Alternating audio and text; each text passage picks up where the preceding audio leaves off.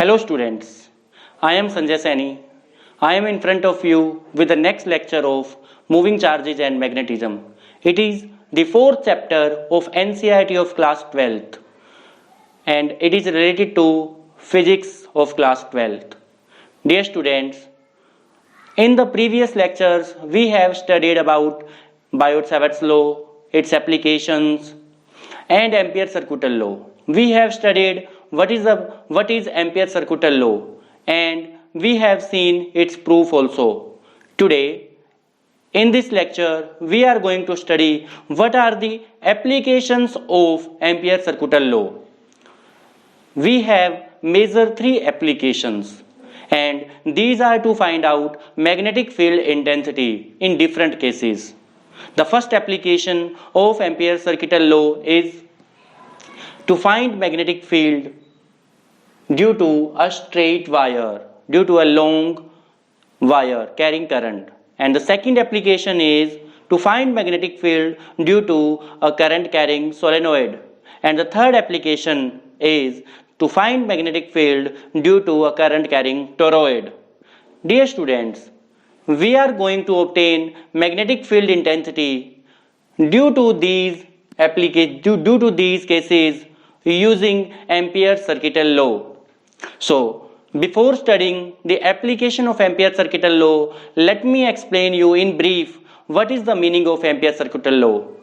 Dear students, this law states that if we have any closed loop and if we have any closed loop of any shape and we do line integral of magnetic field for that closed loop, line integral B dot dl integration, then we obtain a meaningful quantity and that is equal to mu naught times the total current enclosed by that loop.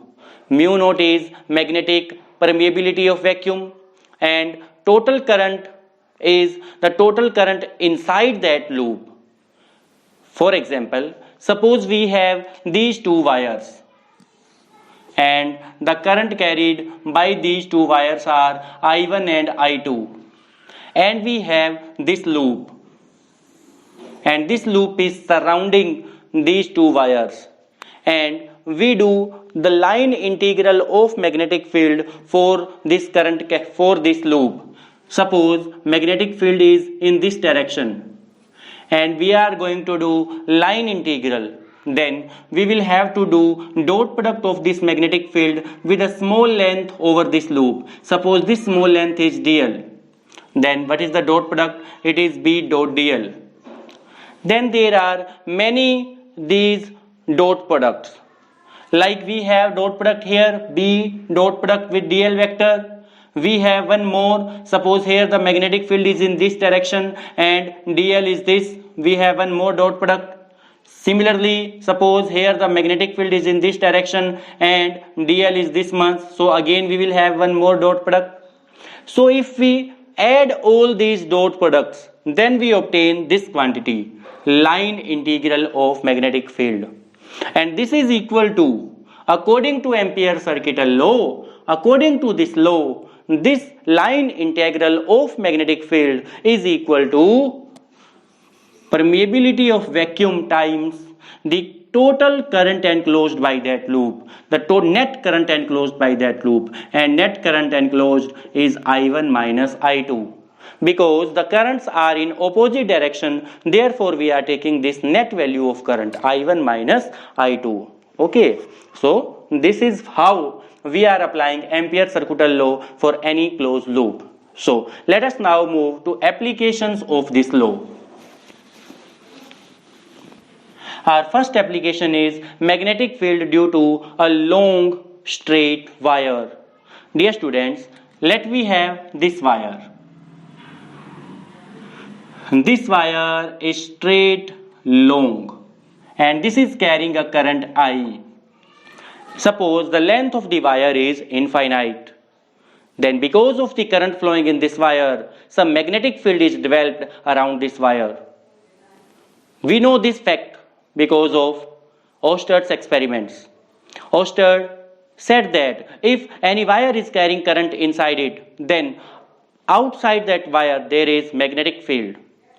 So if there is magnetic field outside that wire, and the direction of magnetic field is also given by Oster's experiment. Oster gave that the direction of magnetic field lines is in the form of concentric circles like this. These are the magnetic field lines around a current carrying wire. So looking at any loop, we can see that the lines of magnetic field are concentric circles, are in the form of circles, and the center of the circle is lying on the wire. So suppose we take one loop here. We want to find out magnetic field intensity at any point. Suppose we want to find out magnetic field intensity at this point P. We want to find out magnetic field intensity at this point P. And I am going to apply this Ampere circuital law. So for applying Ampere circuital law, I will have to assume an Ampere's loop. So I am assuming that this is my Ampere's loop. This circular loop of radius r is Ampere's loop. Say its radius is small r.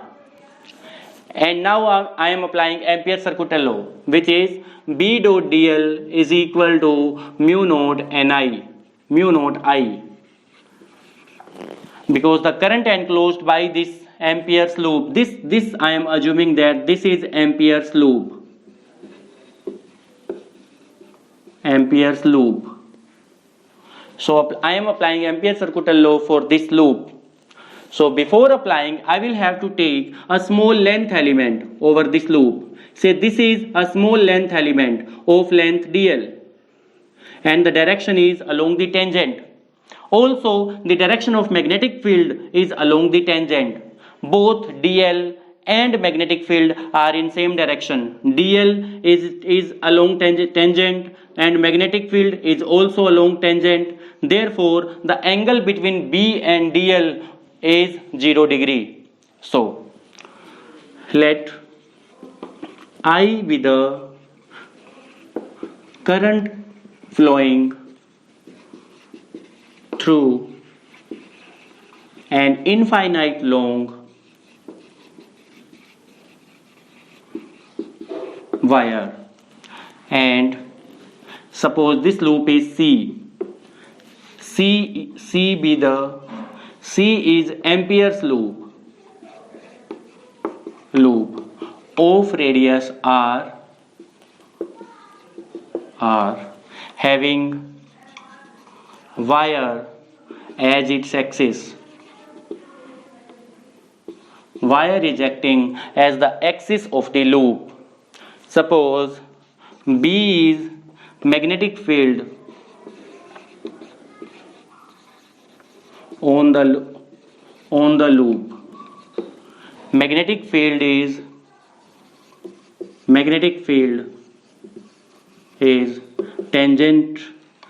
tangential to the loop. Magnetic field is tangential to the loop, and dl is very small current carrying element.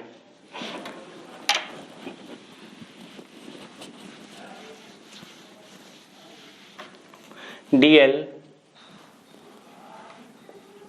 is small length element on the loop. Applying Ampere circuital law for loop C, which gives that B dot dl for loop C is equal to mu naught times the enclosed current. The current enclosed by this loop C is equal to I. Therefore, we have mu naught times I. Now, opening this dot product, this B dot dl is equal to B dl cos 0, because the angle between dl and magnetic field is 0 degree. So it is equal to mu naught I. From here, B dl cos 0 is always 1. B dl is equal to mu naught I. Because magnetic field is constant at distance r from the wire. Look, this loop is circular like this. Suppose this is the current carrying wire and this is the circular loop. The loop is always at a fixed distance r from the wire. So magnetic field is constant over the length of the loop. So it can be taken outside from the sign of integration. So it is B integration of dl is equal to mu naught I. And the integration of dl will be equal to total length of loop. Loop is circular, therefore length of the loop will be 2 pi r. Total length of the loop will be 2 pi r because it is the circumference of loop, and this is equal to mu naught I. Now you take that 2 pi r in the denominator of mu naught I, then it becomes B is equal to mu naught I divided by 2 pi r. So this is the expression for magnetic field due to a long current carrying wire. From this expression you can see that the magnetic field due to the wire is inversely proportional to distance from the wire. So at longer distances from the wire, magnetic field is weaker and magnetic field is stronger close to the wire. So dear students, magnetic field is varying inversely with respect to the wire. And second thing, that magnetic field is directly proportional to the current. Magnetic field is directly proportional to the current. So these are the findings from this formula. One more thing, magnetic field is always zero on the surface of the thin wire. Always remember this. On the wire, magnetic field is zero. On the wire, magnetic field is zero. So if you are taking the point on the wire, then magnetic field, suppose this Q point is on the wire, then here magnetic field will always be equal to 0. Here it is not equal to infinite. You do not apply this formula. B is inversely proportional to the R. So you do not put that at any point on the wire R is equal to 0, then magnetic field is equal to infinite. No, magnetic field on the wire will be equal to 0. And we can prove this using Biot-Savart's law. Okay, so magnetic field on the wire is always 0 for thin wire only. It is not the case for thick wire. If you have a thick wire like this, if you have a wire of certain thickness, then magnetic field on the surface is not 0. If you have a thin wire, then in that case the magnetic field on the surface of the wire is always 0. So if you plot the graph showing variation of magnetic field strength, suppose here on y-axis you have magnetic field intensity and on x-axis you have distance from wire, then the graph will look like this. So magnetic field is varying inversely with respect to the distance. So it looks like this. Magnetic field is inversely proportional with respect to distance. So the graph is like this. Okay students, this is the case of magnetic field due to a straight current carrying wire. So let us now move to the second application of Ampere's circuital law. The second application I have mentioned here, it is to find magnetic field intensity due to a current carrying solenoid. So before finding magnetic field due to a solenoid, let us first know that what is a solenoid. What is the meaning of a solenoid? Dear students, solenoid is a long coil. It is a long coil like this, having the length much greater than its diameter. This coil is a solenoid. Its length is much greater than its diameter. This is a solenoid in which we have closely wound turns. It has long coil having closely wound turns each turn is insulated, each turn is insulated from the others, each turn is insulated from the others, and length is much greater than diameter. Such a coil is solenoid, and the ideal solenoid has zero resistance. We are assuming that it does not have any resistance. Okay, so let us now study that what is the magnetic field inside a solenoid when current flows through it. We are going to find the magnetic field intensity due to a solenoid. First, let us see what is the shape of magnetic field lines due to a solenoid. Shape of magnetic field lines.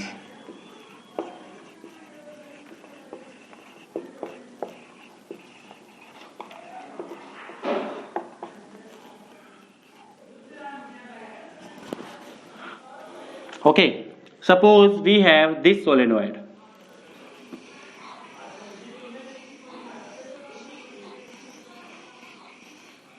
I am showing a few turns only. It may have many turns, and the direction of current is like this. Current is flowing in this way. These wires are in front. These wires are in front, and those wires are in backward direction. So this is the direction of current. So if you look from the right side, if you look from here, the direction of current is clockwise. If you look from here, then current is in clockwise sense. It is like this. Current is flowing like this, clockwise sense. Okay. Then the magnetic field lines are in this way. From each turn we have seen the magnetic field lines are in this form. Due to each turn, magnetic field lines are in this form. We have seen it earlier also.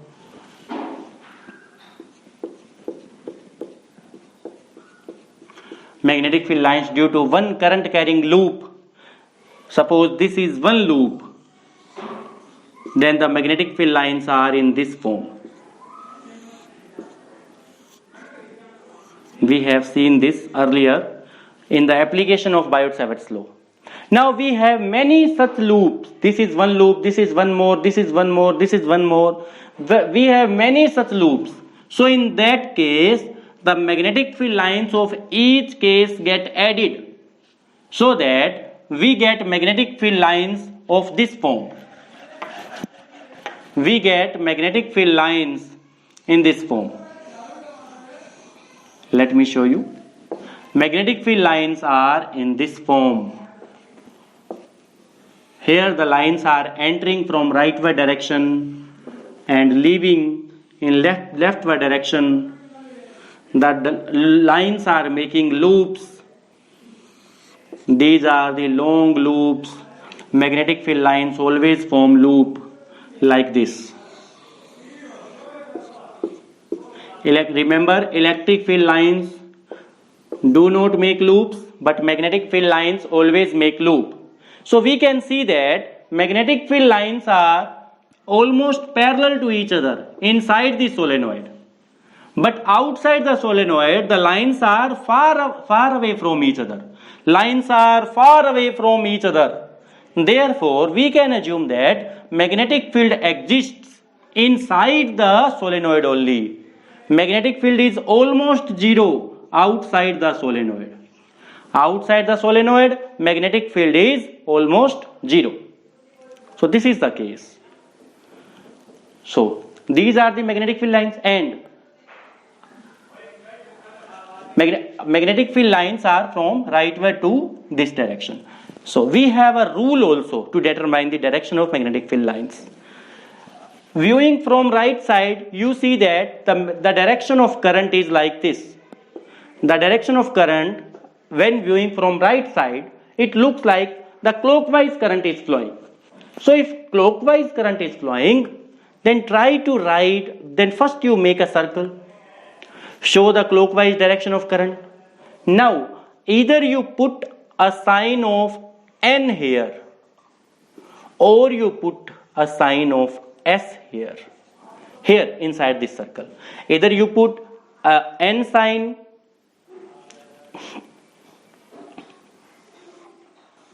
or you put a S sign. If I put an N sign, then the arrows are in opposite direction. You put arrow at the end of the N sign and the arrow of direction of current, these are opposite. So we are not going to put this N sign here. You put S sign like this. If I put this S sign here, then arrow of at the ends of S and arrow of current are in same direction. The direction is also clockwise and these arrows on S are also clockwise. Therefore, these arrow gets matched. So there is S here. S means here at this face of solenoid we have a south pole. At this face of solenoid we have a south pole and on this face of solenoid we have a north pole. And we know that magnetic field lines always emerge from north pole and these enters into south pole. Magnetic field lines emerge from north pole and enters into south pole. So this is the way to find out the direction of magnetic field lines. So let us now move how to find intensity of magnetic field intensity of magnetic field due to a solenoid. How to find intensity of magnetic field due to a solenoid using Ampere circuital law. Suppose we have this solenoid.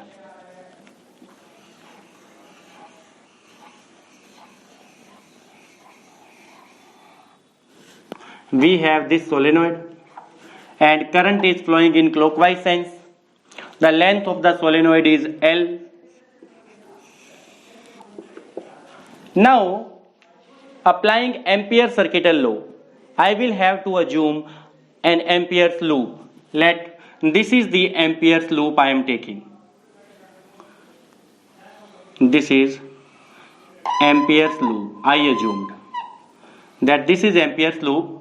This end is P, this is Q, this is R and this is S.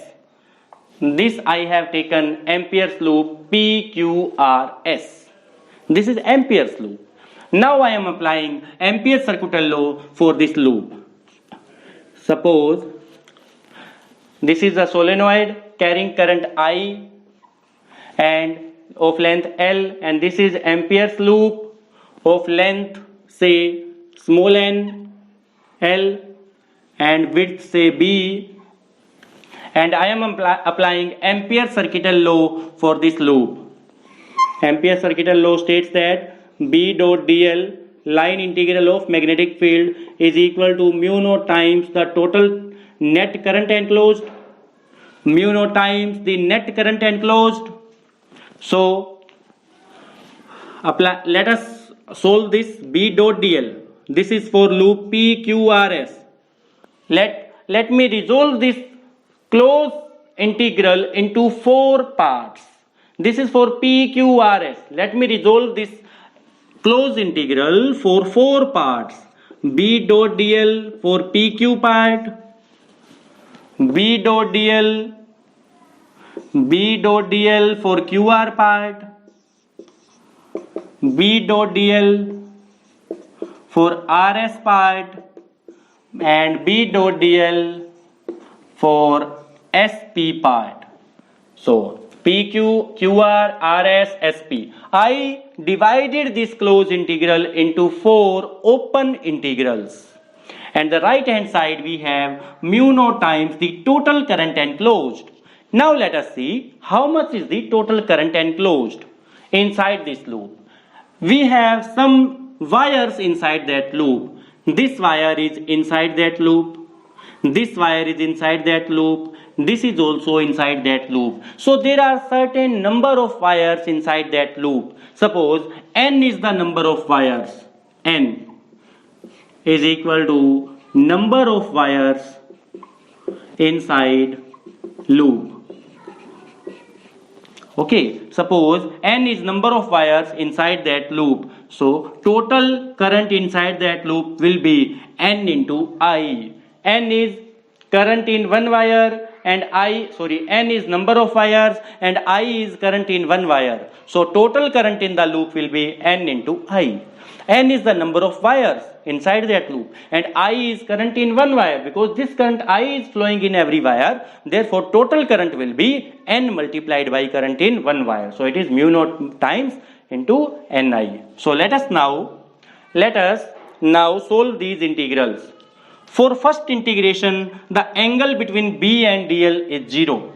Magnetic field we have seen, magnetic field is in this direction and PQ is also in this direction. So for B dot DL for PQ, DL angle we have 0 degree.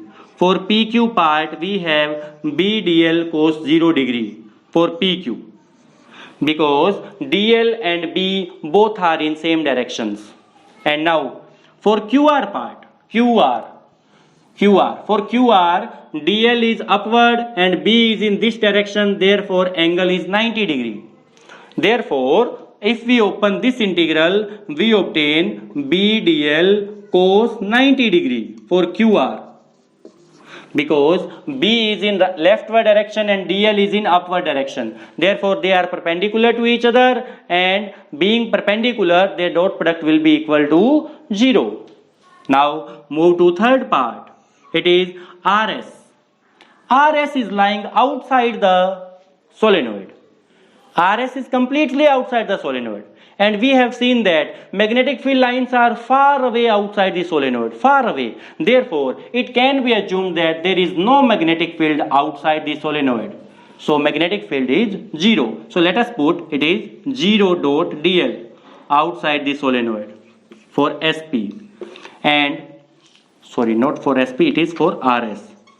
And last part, SP. SP, the case is very similar with QR. Here also the angle between B and DL is 90 degree.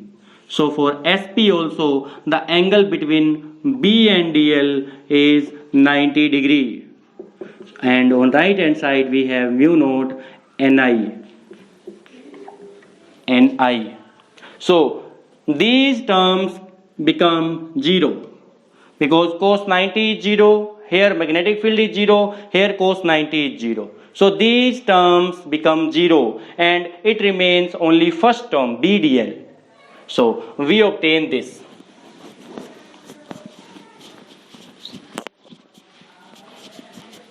So we obtain this integration as BDL for PQ equal to mu naught Ni. Now, if we integrate taking B outside, because magnetic field is almost constant inside the solenoid, so we can take B outside the length of integration. So it is DL for PQ, and that is equal to mu naught Ni. Now, integration of DL will be equal to length of this PQ, and length of PQ is small l here, and that is equal to mu naught Ni. So what is magnetic field then? Magnetic field will be equal to mu naught Ni divided by L. So what is N? N is number of wires inside that loop, inside this length L. Number of wires or number of turns in this length L, and L is the length. So what is N by L? N is number of turns per unit length. Number of turns per unit length, it can be written as small n. If we write small n as number of turns per unit length, then magnetic field inside the solenoid becomes mu naught Ni, where small n is number of turns per unit length and I is the current in each turn. So this is the expression for magnetic field due to a current carrying solenoid. Dear students, we have seen that if I is the current flowing inside a solenoid, N is the total number of turns, L is the length of loop, length of solenoid, and I is the current in each turn, then the magnetic field due to the solenoid inside the solenoid is given by mu naught Ni divided by L. and N by L can be written as small n. Small n is number of turns per unit length. This is also known as turn ratio. Turn ratio or number of turns per unit length. Okay. So this is the expression, and we can see that magnetic field inside a solenoid is directly proportional to the strength of the current. It is proportional to the current flowing inside the solenoid, and the turn ratio also, number of turns per unit length. This is directly proportional to small n. So this is magnetic field due to a long solenoid. So let us see few special cases for solenoid. Suppose we have this solenoid.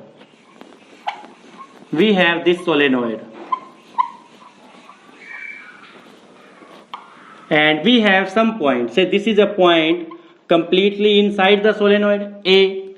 This is a point completely outside the solenoid B. This is the point at the end of solenoid C. These are 3 points. This point A is completely inside the solenoid. This is outside the solenoid, and this C is at the end of solenoid, and I is the current flowing in the solenoid. Capital N is number of turns, total number of turns,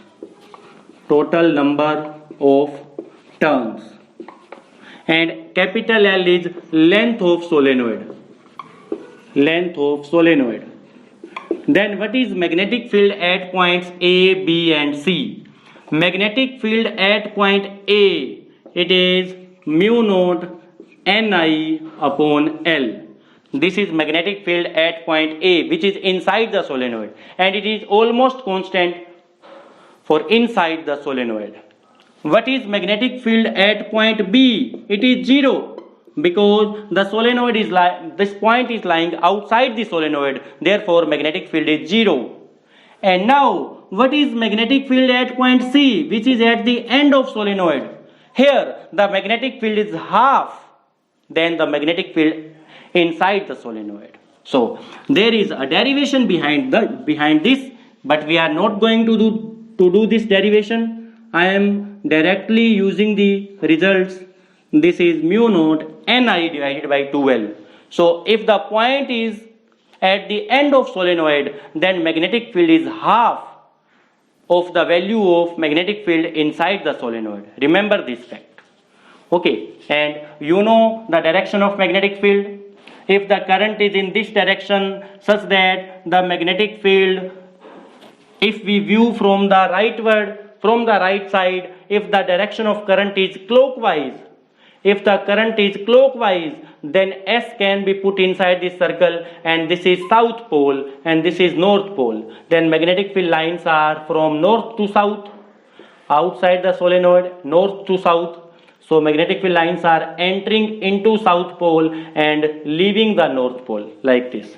And if viewing from right side, the direction of current is anti-clockwise, then here we have north pole and here we have south pole. So this is the rule to find out the direction of magnetic field lines due to a solenoid. Now let us move to the last application of Ampere circuital law, that is magnetic field due to a toroid. Dear students, this video is going to be a little bit lengthy. We will cover this topic, magnetic field due to toroid, in our next video. So till then, stay home, stay safe. Thank you very much.